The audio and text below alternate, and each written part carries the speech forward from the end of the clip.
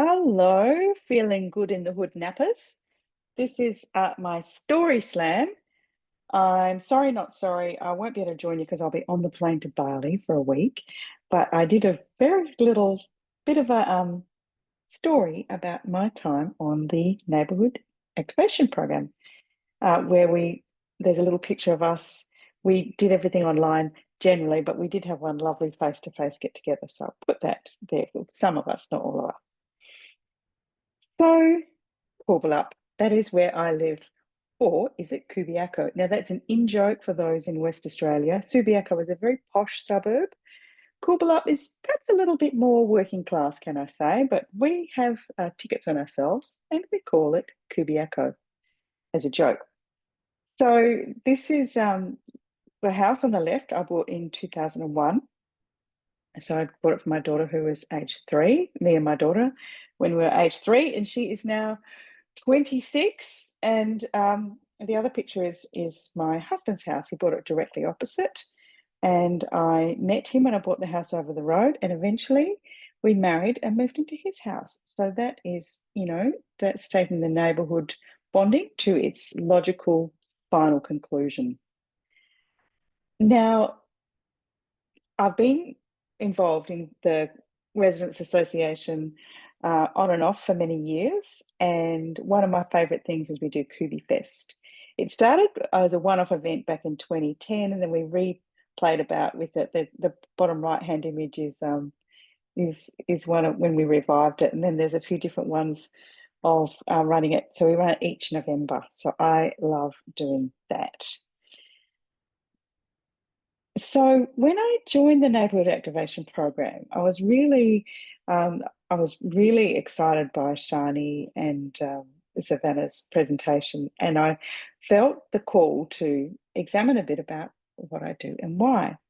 So, but it was interesting when I started doing it because what I had to do was I had to decide about the little part of Kubi that I was going to do. Like I'm so used to doing the suburb because it's kind of not a huge suburb. Um, and it's got a town centre with a shopping centre, which I spent a lot of my time and energy working on. So it felt a little bit like deciding between my children, but this was the area I decided on. And at the same time, I was also doing some work with David Ing, which I'm not sure if any of you are familiar with him. He's in the picture on the right-hand side, he's talking to all the shop owners. Um, the Town Booster program is to try and help regenerate shopping centres. And it's been a huge passion of mine for such a long time. That is really why I suggested that we turn the Coolbellup the community association, more like a traditional residents association, into a town team, so that we could really partner with businesses. And so it was a long time coming and advocating for local government, but they paid for David to come along.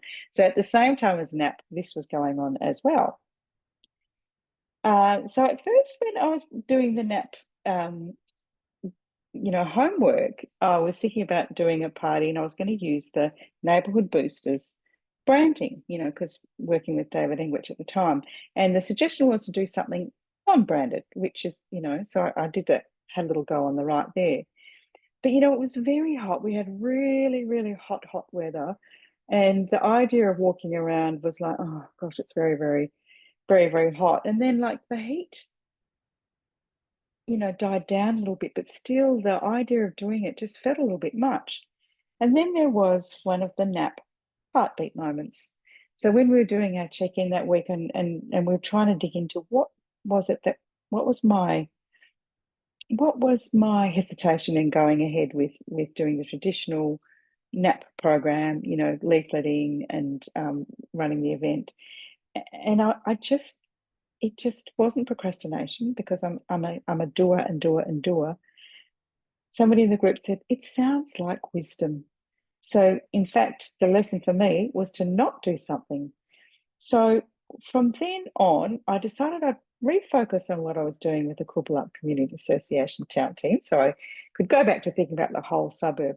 But it was really important that I bring forward some of the NAP wisdom, such as I think something I had neglected a fair bit was that fun get-togethers are really important, and really wanting to think more about the leading from behind, making sure that there is room for 1,000 flowers to bloom, that everybody gets a chance to try out ideas, so that people aren't nerdy and governance-y like me can still feel like they've got a bit of a chance to do things. And I think for me, slowing it all down, slow is smooth and smooth is fast. That came up in one of the training sessions that really spoke to me. I even wrote a blog about it, and about my placemaking stuff in my own neighbourhood.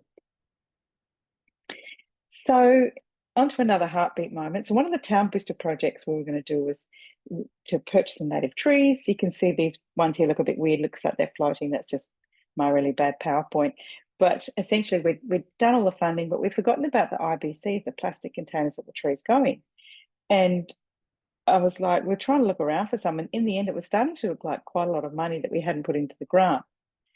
Meanwhile, I had been introduced to Mitchell Garlett. So he is somebody that I had met at Kubi Fest. He did the Welcome to Country. The guy in the list, Danny Ford, had actually been, I'd actually reached out to Danny and I'd, commissioned him to do the Welcome to Country. But on the day he said, oh, you need Mitchell to do it. So I hadn't actually met Mitchell. It was all just kind of a little bit awkward at the time. But I had the chance during the NAP program to actually meet with Mitchell. So I sat down and I had a coffee with him, and I've got all this NAP wisdom. I'm all slow is smooth and smooth is fast, and making sure there's that personal touch in those conversations. And we were just talking about all sorts of stuff, nothing to do with Town Boosters. And he said, I've got 7 IBCs I need to get rid of. So it felt like a little NAP miracle. And that really helped me think about my why. Like, why do I do the thing I do? And then I thought a lot about, I really do like that side of things where it's about getting money for grassroots projects. So it's like money for good. So way back in 2000, when my daughter was really tiny, I was doing some volunteer work in the northern suburbs, and I did my very first grant, and it was successful. And it really did feel like, spinning straw into gold. And I was just like hooked. So I've worked in the not-for-profit sector, but that's not enough for me. I've still got to do stuff in the neighbourhood. So where things are now is we actually do get $30,000 each year as a resident group, the Coolbellup Community Association Town Team. So we can do projects like the ones at the shops. And I've really sort of seen what it is I'm doing and why. And I am going to carry on doing my spinning straw into gold, but I want to do it slowly and mindfully, and with a much greater focus on building human connections, and also that idea of allowing 1,000 flowers to bloom, and to really see how can I be part of allowing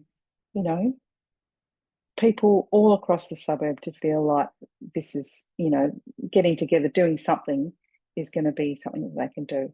So thank you. It's been amazing. And I'm sorry that I can't be there live, but here's my little story slam.